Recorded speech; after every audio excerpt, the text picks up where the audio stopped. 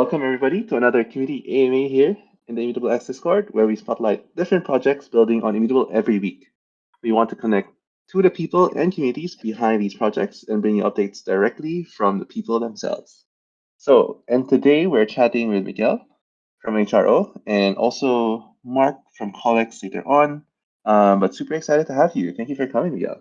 Yeah, no, thank you for having us. Very excited to be here. Yeah. Before we kick things off, would love to get to know a little bit about you. Could you do a quick intro about yourself and how you got into the space? Sure. So I'm Miguel. I'm the global brand manager for Hero. I'm based in Belgium, as I just said, and I'm working for a company called Cardamundi, which is the biggest manufacturer of playing cards, board games, and card games in the world. So I've been working there for 7 years, and about 2.5 years ago. Just the idea came up to start doing something cool and new with trading cards. So that's how the entire journey started.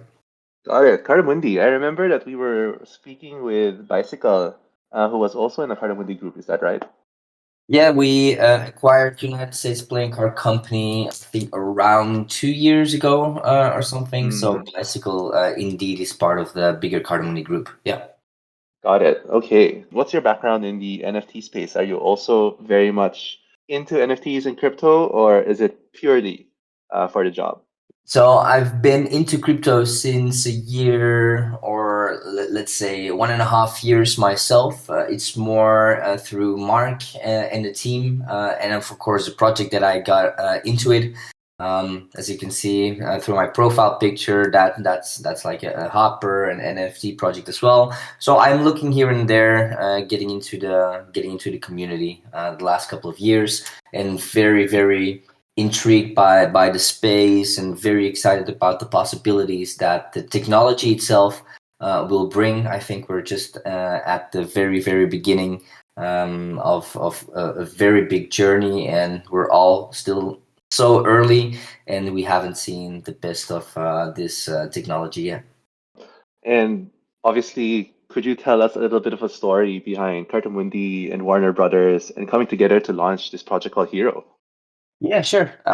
So Hero is all about connecting the fans together and bring a 360 degrees experience for the fans, right? So we already worked obviously together with Warner Brothers on previous projects as Cardamundi. So we had a great relationship with Warner Brothers for years before we actually started this Hero project. But I mean, just we as a physical company, we really wanted to bring something new to the trading card space, the physical trading card space. So by connecting the physical cards to a digital NFT and bringing these cards to the blockchain, I think we really are covering some pain points or bringing some new fun experiences to the traditional trading card market. And we couldn't find a better partner to kick this entire journey off than Warner Brothers. I mean, who doesn't know Batman from his early ages? I'm like born in 89, so I grew up with the Batman animated series, and I think that is still my up till date my biggest memory about the DC universe. So very excited to start this journey with arguably the biggest superhero franchise in the world. Nice. Yes. How big of a DC fan are you? I mean, I'm quite a fan myself. I have been watching a couple of movies. Obviously, the latest one. We have been working so hard that I didn't have the time yet to go and check out the latest the Batman movie. But that's on my list to go and watch in the upcoming week. So looking forward to that. Yes, of course. And what kickstarted this idea of a new NFT marketplace or creating this physical or digital hybrid? Great timing, Mark. I think we're coming to the marketplace and the technical piece of the AMA. So I'm gladly giving the floor to you to answer this question. Sounds great. Yeah. No, sorry about that. I had some technical issues getting into the server. No worries. Yes, before we get started and kick things off on that question, Mark, could you give a quick introduction to the audience, who you are, and yes, that's it. Yeah, sure. I'm Mark Donovan, co-founder, CEO of Epix and Kolex. So basically, was part of the founding team with Gavin and Jared, and basically, I take care of most of the business related and those types of things at the company. And happy to be here. Thanks. Awesome, and thank you for coming here, Mark. And the question was, what kickstarted this idea of like a new NFT marketplace and creating a physical digital hybrid of it? Yeah, it's something that as card collectors growing up and things like that, we wanted to create an experience for collectors that was something a little bit more innovative than what we had been seeing in the market. Like companies like Topps and Panini have been in the business for a long time, and they've released some limited digital aspects to their NFTs and stuff like that, or sorry, to their products over time. But we felt it was kind of sad that we didn't actually own the digital items that we had on those platforms, and we felt like we could do something better, and that's kind of where Epix came along. We launched the product back in 2018, basically for Counter-Strike, and it was digital only at the start. And then Miguel ended up reaching out to us as their company was looking to do more stuff in the digital space. Cardamundi's been in the card printing industry for a long time. They print a lot of the cards for major games that people have probably played that are listening here, like Magic the Gathering and Pokemon and Yu-Gi-Oh. So basically, they were looking for a digital partner, and we were looking for a partner that could help us kind of bridge into the physical world. And so it was kind of a match made in heaven to do it together. Amazing, that serendipity right there. I'm not sure if you know this answer to this question, Miguel, then, but like, why did you approach Kolex? I mean, at the time, it's a collection of it's a combination of two things, right? So I'm also quite in the time back in the time when we weren't working, obviously. I was quite an avid CS:GO player myself, and Mark and the team they were doing amazing stuff with CS:GO digital trading cards. So that was like the first way into looking into what in the time Epix was doing, now Kolex, and then diving a little bit deeper into the platform, I really realized that what these guys were building was next level stuff, and I could immediately see how these digital assets and these digital trading cards could find their way into the physical space as well, giving people that are already in the digital space, like all of the fans in here, at a certain moment you do want to have that physical thing still in your hand, and having that opportunity to hold something in your hand, that tangible feeling. We as humans, we already create a sort of a connection, and we establish an ownership over that physical card as well. So that's actually how we started the conversation, and that's already like over 2 years ago that we reached out, and very excited to be here together. Awesome, and very excited to see both of you here as well. How did we decide on starting with DC as a partner? I'm not sure if this is for Kolex or for Cardamundi. Yeah, I can take this one. I mean, for us, it was quite obvious. As I already mentioned, we had a very good relationship with Warner Brothers and with DC, as we made other projects, physical games for them in the past as well. But just looking at what trading cards and fan experience behind this what trading cards bring to the table, we just thought it was a great fit to really dive back into the DC multiverse and to start connecting this and bridging the gap between the digital and the physical with just a fantastic IP that has a global fan base with millions and millions of fans. So for us, we thought it was the perfect stepping stone into NFTs. Got it. If you could give us a tour behind the veil I wonder, how did the conversation go with DC and the Warner Brothers? Like, did you just pitch, hey, NFTs? And they were like, yes, let's do it. Obviously, I'm sure it was more complicated than that. It was a longer. I won't dive into the details. It was quite a bit of a longer conversation, obviously. But I think from the very first time we've pitched this to Warner Brothers, obviously, the team at Warner Brothers is like very innovation minded and looking forward to bringing new experiences to their fans. And with the platform and the project that we're bringing to the table, they really saw that connection as we are bringing this to all of the fans, and not only to one niche community. We are really here for everyone, and I think connecting that hybrid, connecting that physical to the digital, and being able to bring this to mass retail, for example, through our distribution channels. That was really one of the things that made us all the way to this point, and have that great partnership with them. Awesome. Okay. And would you be able to tell us what kind of collections we can expect, or maybe that's too much of an alpha already? I can tell a little bit, or I can Yes. reveal a little bit on the physical. As you can see, we just launched our chapter 1, indicating something is the first chapter. That obviously tells you a little bit more about what we're wanting to do, and you will see similar kind of releases in the future on the physical side. I don't know, Mark, if you want to hop on the digital side as well. Yeah, absolutely. So all the collections themselves are really broken down into, as Miguel said, chapters. So, maybe some of those will follow, like the first chapter, a movie release, and kind of coincide with that. And we also have, monthly drops on exclusive digital content as well. So those are going to be smaller sets of around 30 cards a piece. And then basically, they follow the same kind of rarity tiers as the rest of the collection does, but they're just kind of smaller and more exclusive, lower circulation. And our first one's actually on the 31st. So if you're looking for some alpha, that's a good one to get into.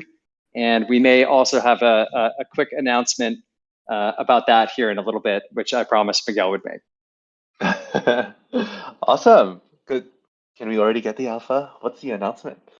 Miguel, what do you think? Should we announce it? I think we still have some time, right? So let's give them a little bit more, like, yeah. I'll reserve. I'll make note of this. You won't get away. I will make sure this week that we ask for the announcement. Okay. Next is, what can we hear about the details around the NFT supply? Is it going to be pre or post minted? Yeah, so all the NFTs themselves are pre-minted. So basically, for like the physical cards, for instance, if you walk into Walmart, or you pre-order some cards and they get sent in the mail, all you have to do is open your packs. Then every single card, even the physical cards, are printed uniquely. So they all have their own unique mint number, and they all have their own unique QR code, which you can scan. You just pull up our mobile app, and then you basically just scan the QR code like you would any other QR code. And basically that unlocks the digital NFT, and basically gives you the twin digital card in your collection. So it's pretty quick, pretty easy. And basically it's, hopefully pretty painless to track your collection and unlock all the features in the app, like leaderboards, trading, and of course the secondary marketplace. I was going to ask that question. Like, aside from unlocking the digital twin, are there competitions or challenges or unique experiences that this is going to unlock? And could you deep dive into those? Absolutely, yeah. So one of the big things that we got started on with our esports products is, of course, we're catering to gamers. So gamification is a huge part of everything we do in all of our products. So leaderboards being like the biggest one. So we have leaderboards that are actually automatically generated for every single collection. So basically, we create a leaderboard, and you can compete either on specific collections, specific characters, seasons, within your country. And then there's also, of course, the global leaderboard.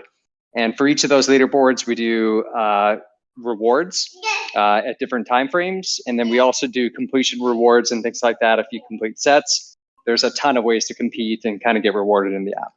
Got it. How do they compete exactly? Is it kind of like a trading card game? Do they fight it out? Is it a battle? There's no like specific game built into this app at this point. We do have that in our Counter-Strike app. We actually have a game integrated. It's more like a simulation game. But in this app, it's really just built around leaderboards, completion rewards, and things like that for the gamification elements.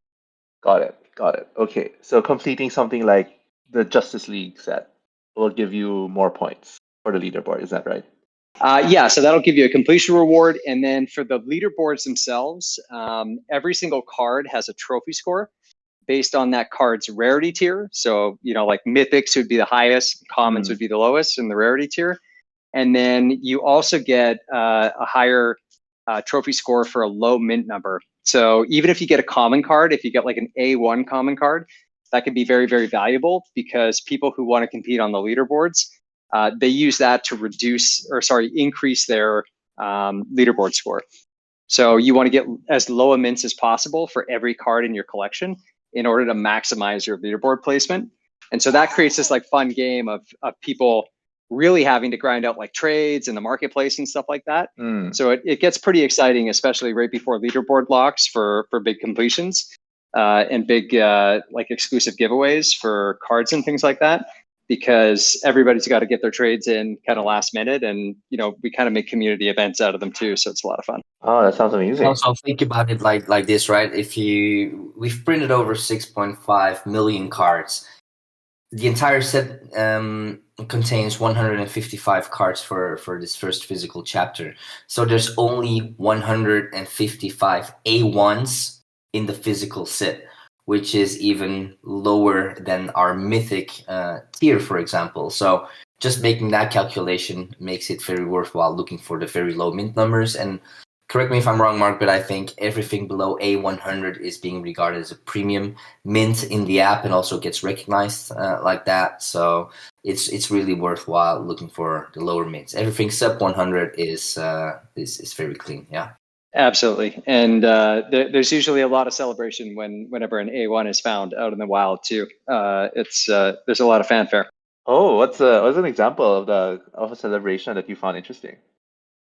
So basically, if you check our CS:GO product out on Twitter, you can see a lot of people sharing low mints and stuff like that they find out in the wild or rare cards, and the Discord community as well.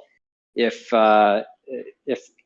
basically you join Discord, you can see we have a bot set up that actually announces every time a low mint number is found. So that's another place where you can get some notoriety for getting those. And of course, if you do get something rare or low mint or something like that, you can always put it into your showcase on your profile so that other collectors can check it out and kind of oogle over your really rare and low mint stuff.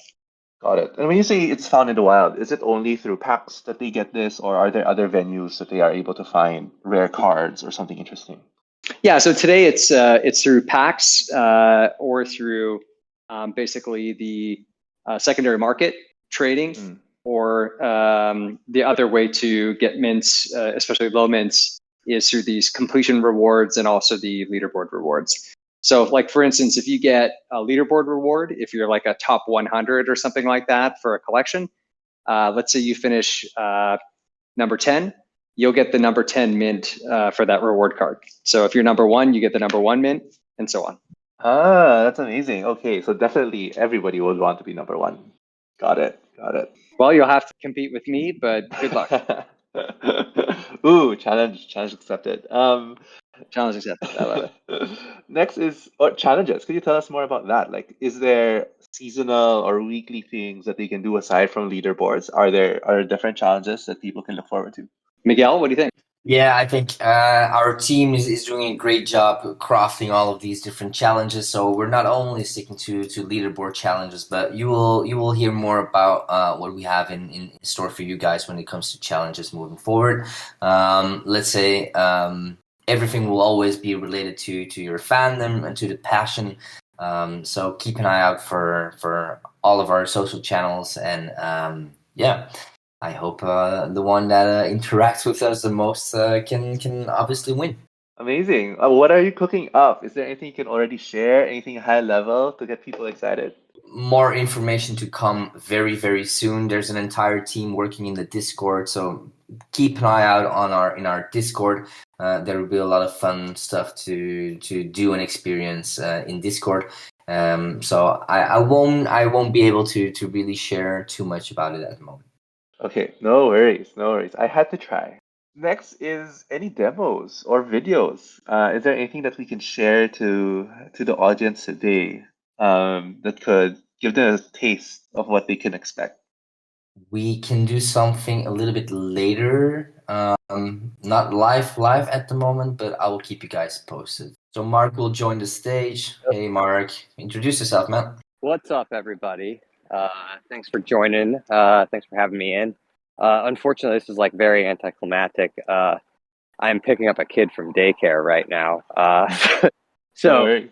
able to do the planned demo that we had. But I think maybe I'll call out to some of the people in the community who have cards. What we wanted to do is show how like simple and seamless trading is within the platform. So maybe after this, rather than doing it on here and us demoing, maybe we can challenge some of the people listening to get trading and show how easy it is to scan in and accept the trade. And let's get swapping cards.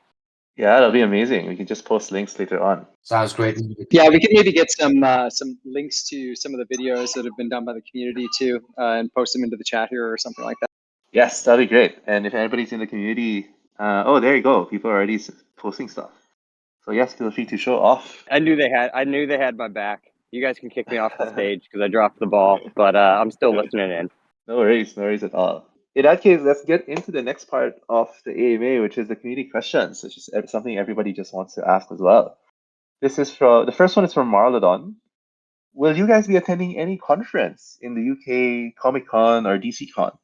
It's on the plans, not 100% confirmed just yet, but we are planning to be there live. Yes. Awesome, super exciting. Next is from Hilmar. Question for Kolex. Will Kolex release physical and redeemable Gods Unchained cards? Oh, interesting. Oh, I think that's something we'll have to talk to Ravi about, and we'll send him that question. That didn't come from Ravi, did it? No, not at all, not at all. not planted. Yes, we'll check with Ravi then in that case. The next question is from Show Me the Omi. Are there going to be sports cards soon? Is Space Jam Warner Brothers? I could see that being a thing. That's a great question as well.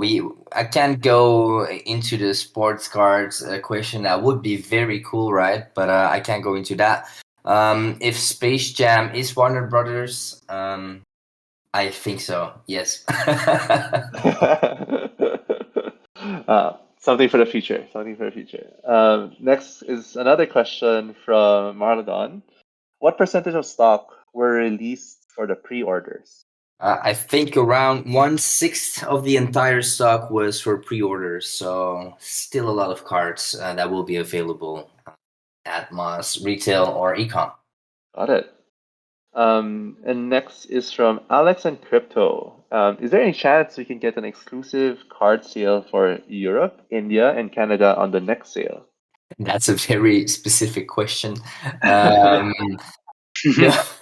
I think we're looking into expanding, as we already said in the AMA yesterday as well.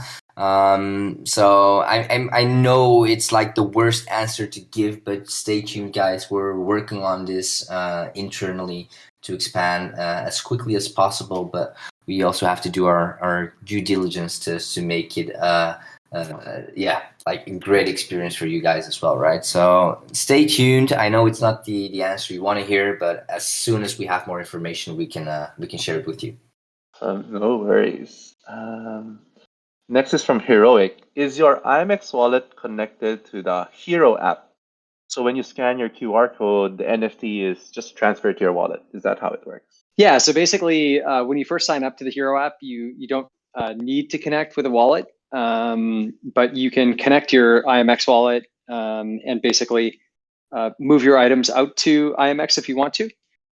So basically, by default, the items are all in a custodial wallet in the app. And then basically you can move any of your items out to IMX just by connecting your wallet, or of course to ETH Layer 1 as well. So next is from Show Me the Omi. I'm guessing Hero has licenses to launch other categories in the card or NFT space. If so, will there be a totally separate app, site, or leaderboard for it?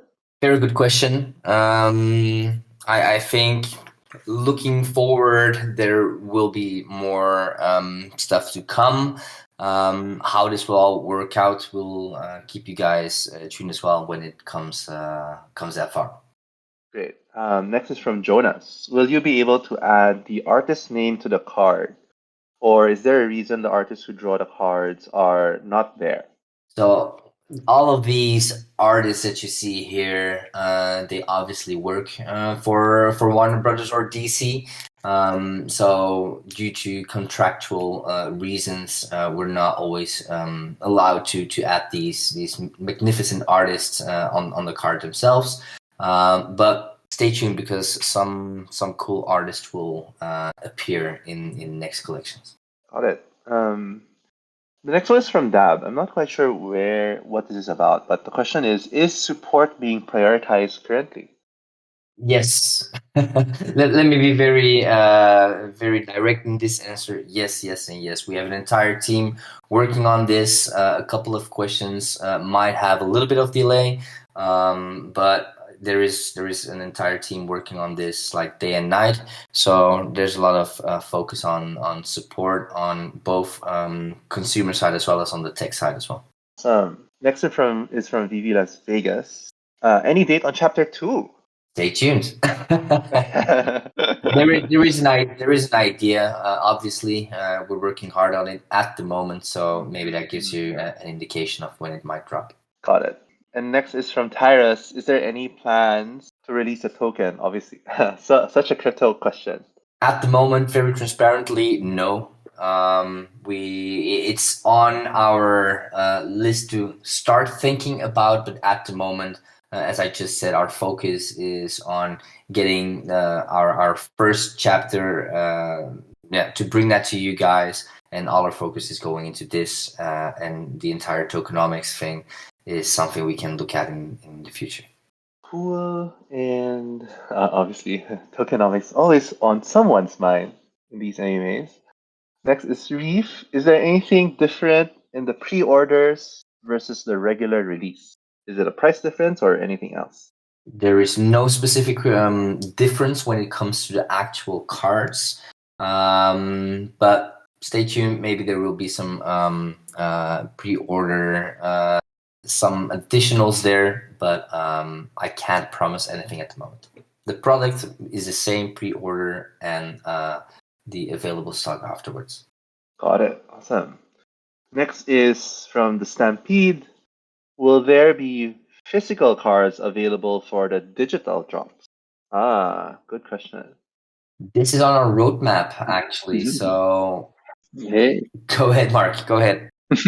No, I was just I was giving the yay, like yes, definitely excited about that. As Miguel said, there's a lot of stuff that goes into like the production of large production card runs and stuff like that. So there's production things that we need to work on, but as Miguel said, I think it's definitely on the roadmap and something we'd like to do. From Legion, does every card have a chance for Holo, or is it only specific cards? And is the first edition a thing or not? That was a question for me. I think so. Well, Holo? yeah, I mean, so I think either of us could answer it, but Holos are basically in specific card tiers. So you can only get a Holo for, I think it's legendaries and up, I want to say. So basically, if you find a Holo card, that's definitely a card that's rare and worth something. So keep your eye out. Yeah, maybe Mark, maybe a small correction here. Obviously, legendaries are holographic within the physical set. It will be a holographic card once you go epic and plus.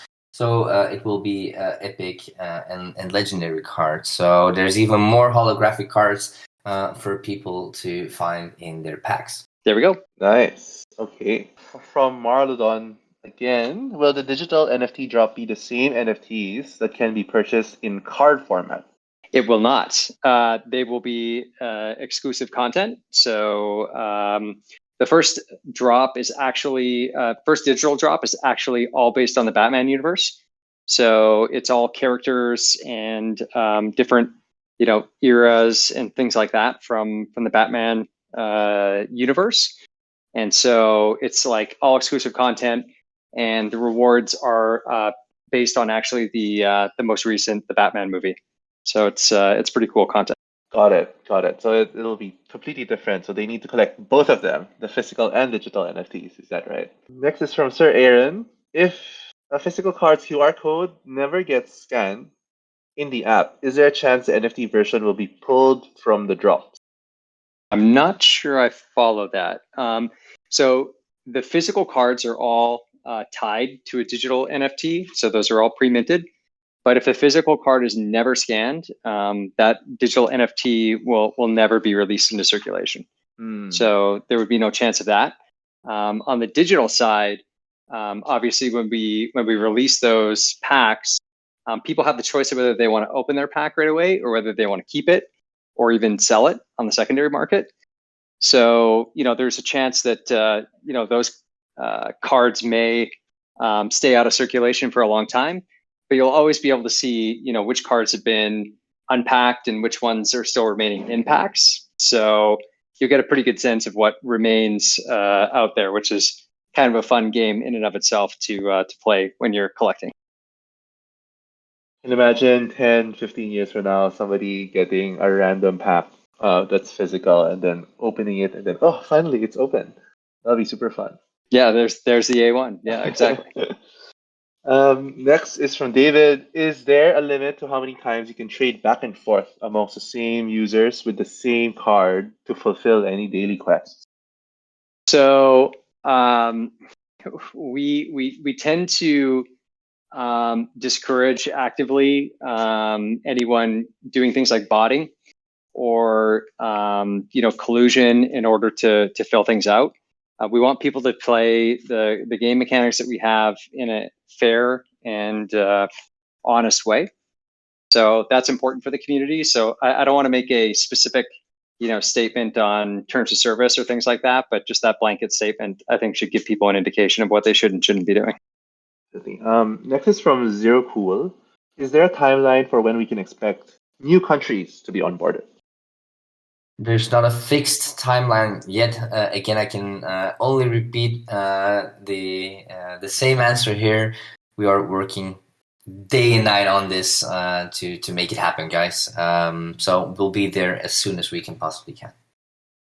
And next is from GTD. Are there any physical rewards or prizes that will be attached to NFTs later in the future? I would say yes. Short and simple. Yes, there will be rewards. I love it. Next is from Dab.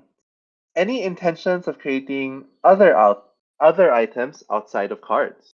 What do you think, Miguel? I would just say from our perspective at Kolex, we like collecting a lot of different types of things. So and our tech itself is not limited to cards. We've done stuff outside of the card space as well, both in art and 3D models and things like that.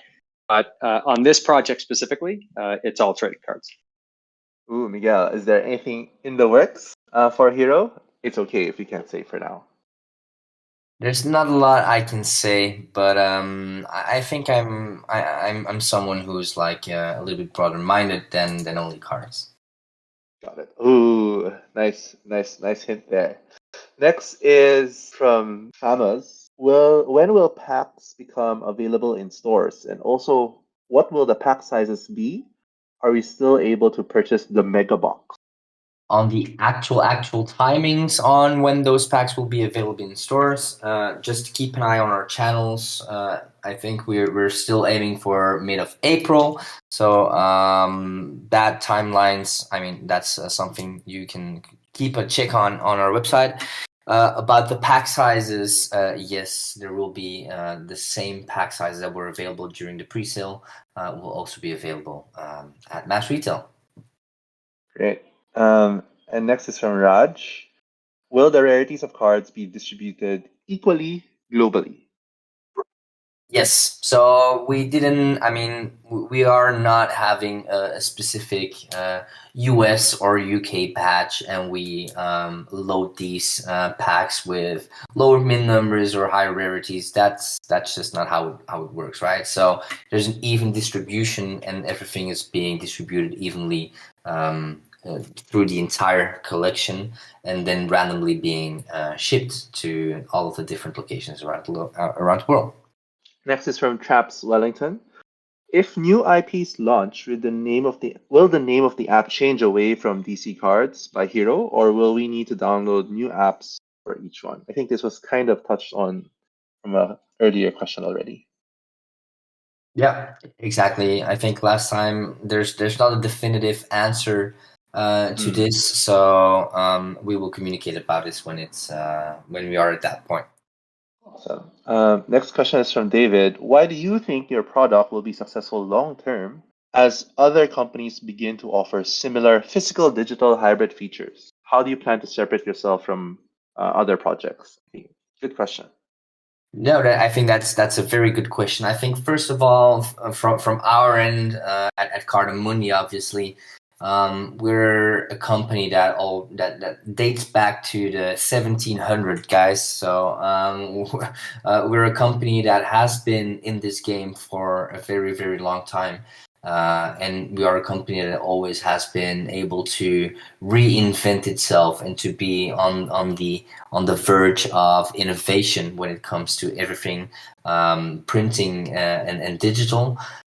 So from our end, I think we are very well established and able to be like one of the bigger brands and fan experiences for the future.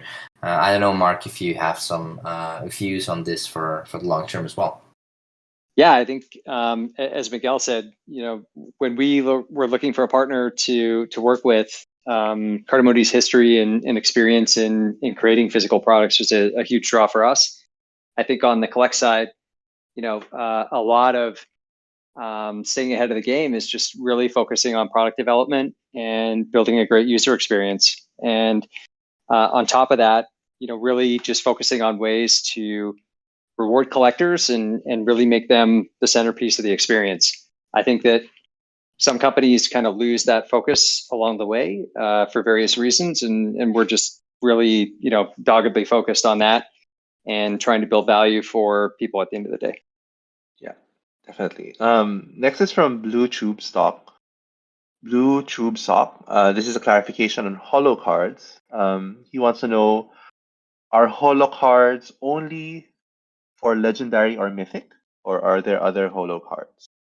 So there's different holographic cards. So as you know, we have a tiered system going from common to uncommon to superior, epic, legendary, and mythic. Starting from epic, all of the cards are holographic. So all of the epic cards are holographic, the legendary ones and the mythic ones for sure holographic, and those will also be reflected in the digital version on the app. Correct, and the digital ones as well. We've also got some animated cards. So there's lots of different things that we can do on adding some really cool effects and animations and stuff like that as well. Oh, nice. Everybody wants some Holo and animations. Will the digital cards be both? Will the digital cards also have the same tiering system for animation? Mark, is it only for specific tiers? So basically, there's usually the animation and things like that are reserved for cards in higher tiers. We don't have a specific rule for exactly what tiers will get animations, but usually it's going to be a rare trait for sure. Next is from KW Champ. Will Hero be looking at exploring any 3D digital assets, or will it always remain 2D assets? It would be awesome to project the cards in 3D AR or for really rare cards to summon the character? This is definitely on the roadmap, but we'll have to look together with our partners what is obviously possible when it comes to these types of assets. Yeah. And follow-up question, related question from David: what are your plans for a metaverse? I think this is a good question for both Mark and Miguel. So for the metaverse at the moment, I mean, we've been to LA to have like an indulgement week into the metaverse, and I think what we can see in the metaverse is it's a beautiful thing, but it's also still very early. So the same way we approach this project, I think we really want to do our due diligence first before we make decisions on the metaverse, which metaverse, what metaverse, how metaverse. I think there's a lot of questions that still need to be answered before we would actually take that step. But it is on the roadmap, and we're obviously looking at this. Sorry, I was gonna answer from Kolex's end, Nigel, if that's cool. Yes, of course. You know, like from our perspective, one of the beautiful things about NFTs and all the stuff that we're building on, and one of the reasons we use, you know, Immutable and stay in the Ethereum ecosystem is all of the concept of interoperability and, you know, composability. So I think that the future is definitely bright for those types of things. So because you have an NFT, there's a lot of stuff that you could potentially do with it, and we as a company try and focus on building in an interoperable way, so that people, you know, eventually when we this in the long term get to the metaverse, you know, hopefully some of these items can come with you and you can enjoy them. Nice. Next is from Determine. Will there be an opportunity to organize events just for NFT owners of certain rarity of cards? There's always opportunities, I would say. So no, I think we're actively looking at creating fan experiences, right? This is the core of what we're doing. So I think this is definitely one of the options that we're looking at. Yeah. Awesome. Looking forward to that as well. For VV Las Vegas, do we get the same amount of points for duplicate cards, or are they reduced? Already being competitive. You only get points, like trophy score, for your lowest mint. So having duplicates does not, unfortunately, help you on the leaderboards. Only your lowest card. Well, the next one is from Mavic. I may have missed this, but why the letter A in front of the mint number? Yeah, interesting question. So the letter actually indicates the batch. So all of these are the first batch, so they're the A cards. So if we do multiple batches for a run, then you would see B, C, D. So you can see in our, like for instance, in our Counter-Strike product, in the wider season, like the core season collection, we get uncommon cards up to like batch Z. So the batch A cards, even on commons, become a lot more, you know, rare and valuable for people. Awesome. Okay. There's a lot more questions, but I think we need to wrap up. Thank you very much for the time, Mark and Miguel. I know that there was still a big announcement about the 31st. I'm not letting go of that.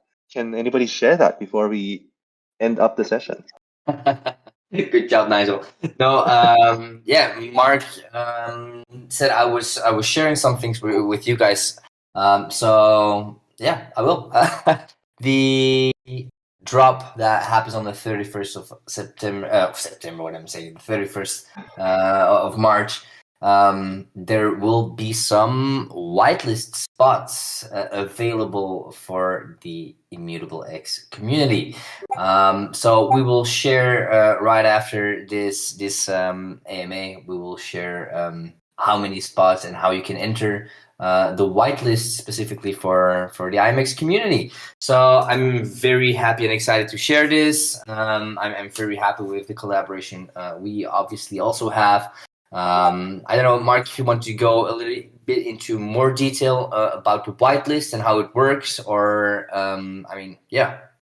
Yeah, sure. So just some high-level detail. We're going to release exactly how everything's going to work, but the whitelist for the digital drop coming up on the 31st, is basically going to give collectors access to buy up to 10 packs. So it will be limited. So you'll be able to buy 10 packs ahead of the rest of the public sale. And basically, it'll be 1 to 2 hours before the main sale. Now we're still locking that in. So basically, you'll be able to guarantee that you get up to 10 packs. And the packs themselves are going to be priced at $50 each. They have 3 digital NFT cards in them. There's a 30 card set. And we're only making just over 10,000 packs. So it's going to be a very exclusive and limited drop. So we're pretty excited to see collectors get them in their hands, and we think it's going to be very, very exclusive and competitive to get into it. Awesome. Thank you very much. I'll be dropping off that mechanic for the 10 lucky winners of the whitelist spots. Thank you very much, Mark and Miguel. I really appreciate your time. And it was great talking to you. Super exciting stuff. Thanks, Nigel. Thanks for having us. Likewise, Nigel. Thanks a lot.